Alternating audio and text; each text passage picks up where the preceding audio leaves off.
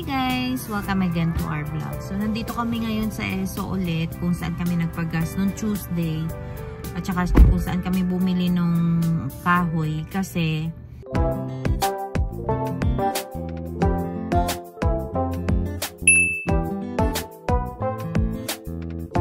nung nagpagas kami, imbis na $40 lang yung ikaltas nila doon sa bank namin, na nag-charge sila ng $250, another $250 kasi ganun dito pag parang pre-authorize siya, tapos yun dapat binalik na yun kaagad within an hour lang, or basta kailangan ibalik siya kaagad kasi nga $40 lang yung pinagas namin So ngayon sisingilin sila ngayon ni Daddy kasi para maibalik na yung pera, kasi tinawag niya kahapon, sabi is hintay muna daw ng another day, kung bukas, kung ngayon daw wala pa din, yun kailangan puntahan. So nandito kami ngayon, so sana ay ibabalik na nila kasi syempre nung Tuesday pa yun ngayon Thursday na.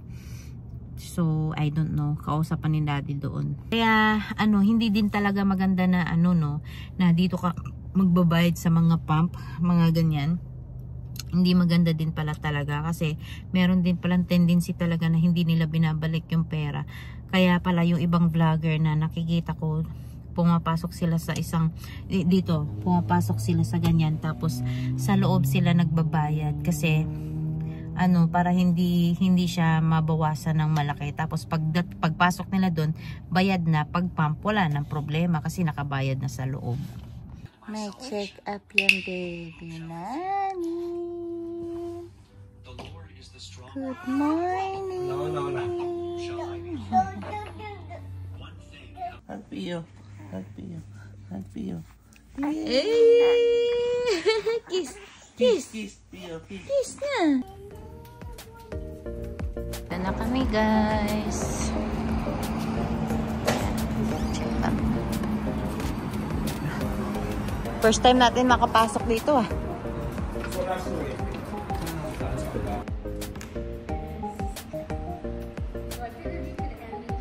Go. Go to kuya. Yay!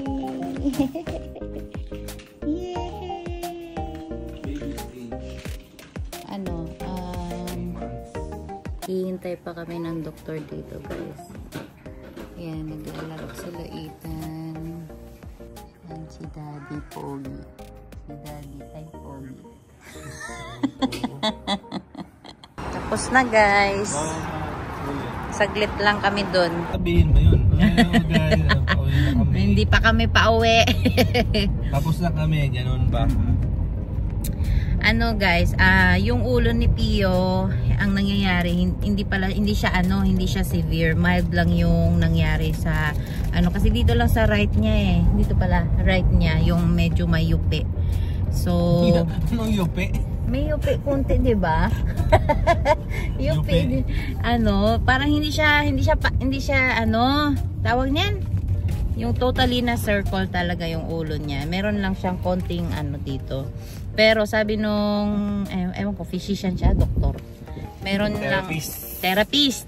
Yung sabi nung therapist, meron kaming next follow-up na appointment ngayong June 6. But wala namang problema daw yung ulo ni Pio. Okay lang naman daw. So ngayon, more on tummy time dapat. Tapos meron kaming mga stretching na gagawin sa bahay.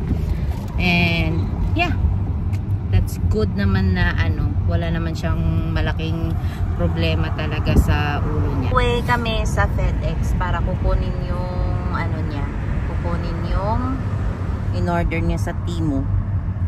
Nandun na si Daddy. Ang galing ng FedEx guys, mayroon silang sariling eroplano pala. Naka-park doon. So, yun din guys, ang sabi ng physician pala ay hindi na kailangan ni Pio daw ng helmet. Kasi usually daw yung helmet is para lang daw yun sa mga severe.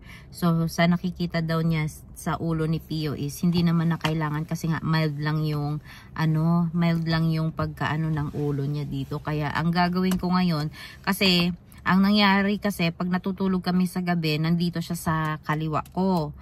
Tapos pag didede siya, so lagi siya nakaano sa kanan. So ngayon, ang gagawin namin, ipapalit na naman, palit na naman kami ng higaan. Dapat dito na ako sa kaliwa para yung ulo niya ay laging ano sa kaliwa naman, para hindi na yung lagi naman sa kanan, para mag-balance na yung ulo niya. And then, yun nga, good thing naman na nakakadapa na si Pio kasi kahit papano ay mapapractice na yung ulo niya na laging inaangat. So, kahapon pala guys, diba pumunta kami dun sa ESO. So, about pala dun, nung kinausap ni Daddy, sabi dun sa ESO, ano daw, ang bangko daw ang kailangan kausapin namin para maibalik yung pera kasi nangyari na daw yun before. So ngayon, tinignan namin kaninang umaga yung bank ni Daddy naman is nandun na, pumasok naman na dun yung yung pera. So hindi na namin kailangan pumunta ng bangko kasi okay na yung pera, bumalik na.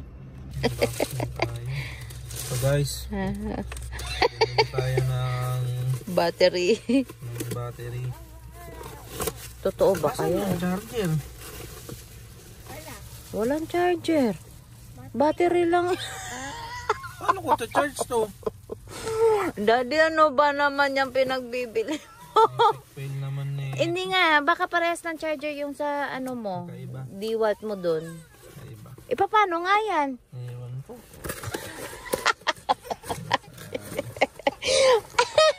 Dalawang battery nga. Asan yung charger? Wala sa ayos ka talaga. Buang kukunin ko si Pio para diyan ko man.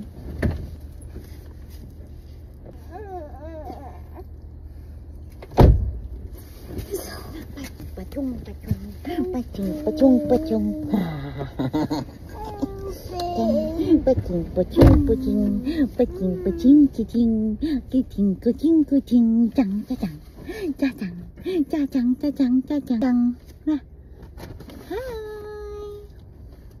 Napakapogi eh.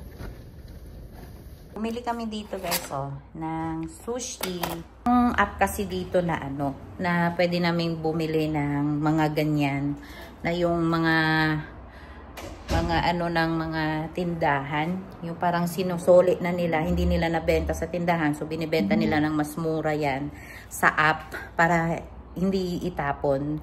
Kasi sayang din pag itatapon, 'di ba? So, yan, binibenta nila ng $7, $8, depende kung magkano yung amount na anuhin nila. Nga, pogi ka naman. Sus! Iya ka pa dyan. Nahihiya daw si Daddy mag-vlog. Nahihiya daw siya umarap sa camera. Ay, nako.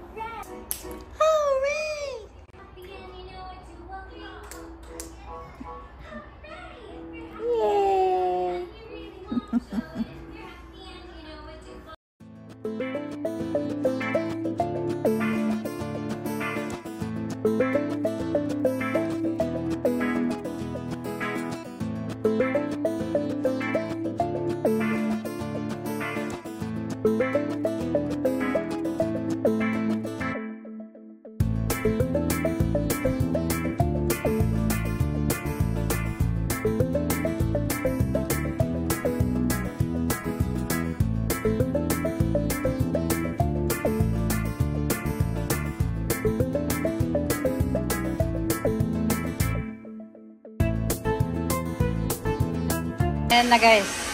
Okay na yan. Bobloweran na lang ni Daddy. Hinihintay ko si Daddy. Ayan siya.